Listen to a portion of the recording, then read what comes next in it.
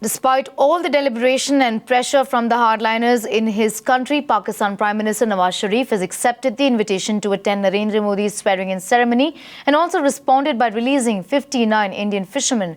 But even as this decision has been welcomed by both sides, sources are telling your channel that this move may not have gone down too well with few of NDA's own allies. Aishwarya tracking this story for us. Aishwarya, what are you hearing as far as the BJP's talks with the Shiv Sena is concerned? The Shiv Sena obviously is upset. Is the BJP trying to placate the Shiv Sena? Well, the BJP tried, but then that's it. BJP is not going to cross that line to rather placate Shiv Sena or for that matter even AIADMK, because for Shiv Sena it is Nawaz Sharif, for AIADMK J. Lalita it is Mahinda Rajapakse, and if sources are to be believed, J. Lalita could completely skip tomorrow's swearing-in ceremony of Narendra Modi. But when it comes down to the NDA, Shiv Sena is a part of the NDA, and it's also expected that at least one cabinet and one MOS berth is going to Shiv Sena. So whether Shiv Sena ministers are going to be sworn in presence of the Pakistani Prime Minister, that is something, a call which needs to be taken by the Shiv Sena Supremo Uddhav Thackeray itself. What we are being told by today evening, somewhere around 6 to 6:30, that this decision would be taken. But at the end of the day, the decision has been taken by Narendra Modi after a lot of collaboration, after a lot of discussion, and this is his foreign policy. He wants relation of India and Pakistan to improve. He wants relation between India and Sri Lanka to be positive. And if you see that even prior officially getting into 7RCR, he has been able to achieve a bit out of it. He's getting the Pakistani Prime Minister in the swearing-in ceremony of the Indian Prime Minister. This has not happened for the last seriously long time, at least in the last 3 decades, and that's exactly which is being termed as a big positive for Narendra Modi. Yes, Shiv Sena has been conveyed this, they are unhappy, but then that is it. BJP has the numbers, Narendra Modi has the numbers, and this is just step number one. All right, and let's see how the Congress is reacting. Aishwarya, just do stay on with us. The row over Modi's invitation to Nawaz Sharif has snowballed, and opposition has sharpened its attack, accusing Modi of double standards. Take a listen.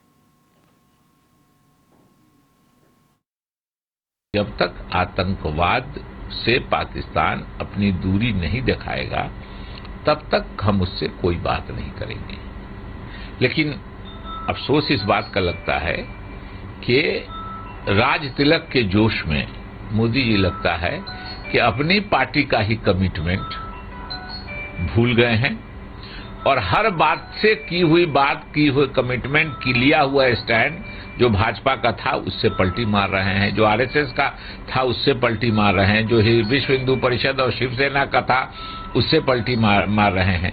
तो ये एक बहुत ये है कि ये जनता से क्या कहा है और सरकार बनने के पहले ही सारे वादों को तोड़ रहे हैं। Well, first of all, remember that when the SAARC countries attend the swearing-in ceremonies of various authorities who are elected in their respective countries, this is not the first occasion. The Vice President of India went for the swearing-in of the President of the Maldives. Last year, whenever Mr. Nawaz Sharif was sworn in as the Prime Minister, he had invited all the SAARC countries. Indian Prime Minister could not go, but we sent an envoy. He sent a representative. So this is following the tradition, which is good. That all the SAARC countries must come in. But this, you must remember, is a tradition that has been already set in motion by various countries of the SAARC, and we are following it. So in that light, when invitations have been extended, naturally the heads of states may come. Once having extended the invitation and then to object would not be a correct diplomatic position.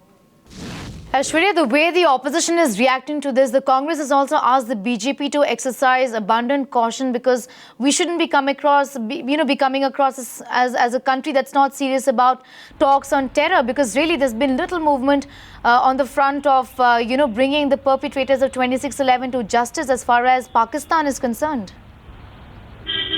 Well, that's right. We just heard Congress as well as the left leader Sitaram Yechury. All of them are trying to remind BJP of its own line that no talks till cross-border terrorism is on.